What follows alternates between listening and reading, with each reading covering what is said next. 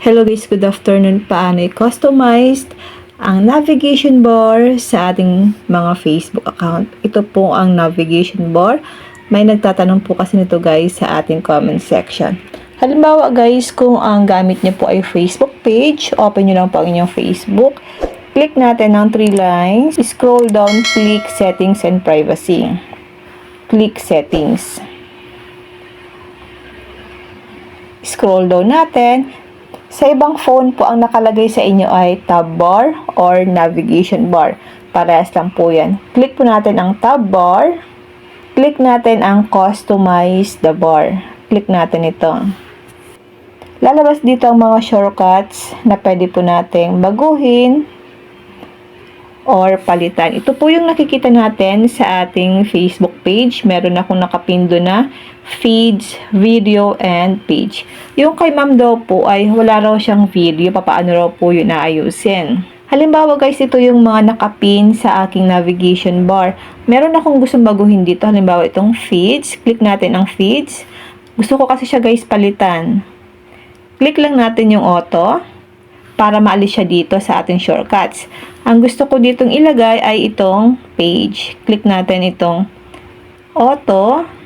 Dito sa available shortcuts, ilagay lang po natin yung pin. Ganyan po ang gagawin natin once na gusto mong baguhin yung mga nakapin sa ating navigation bar sa ating Facebook. Ngayon, i-check na po natin, back natin. Kung napalitan po ba. Ayan guys, napalitan na po yung navigation bar sa aking Facebook page. Halimbawa po, kung Facebook profile po ang gamit nyo naman, i-switch ko lang po. Click natin ang 3 lines. Click settings and privacy. Click settings.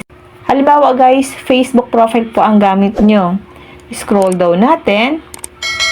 Hanapin nyo po dito ang tab bar. Tab bar or navigation bar, parehas lang po yan. Click natin ito. Click natin ang customize the bar. Pipili lang tayo dito ng 3 na mapipin sa ating navigation bar or shortcut bar. Click natin ulit ang customized. Then, pili lang tayo dito guys ng 3. Halimbawa guys ito. Click natin ang video. Then, ipin natin guys. Click pin. Ayan, your shortcuts. Pili lang kayo guys ng 3 na madalas nyo pong ginagamit kapag nag-Facebook kayo. Halimbawa, ito naman. Profile. Click po natin ang profile. Then, ipin nyo lang po. Click natin ang professional dashboard. Then, click po natin ang pin para mag-appear siya sa ating navigation bar. Ngayon guys, i-check na po natin kung naka-pin na po siya sa ating navigation bar. So, ayan guys, andito na po yung mga na-customize natin na tab bar or navigation bar sa ating Facebook.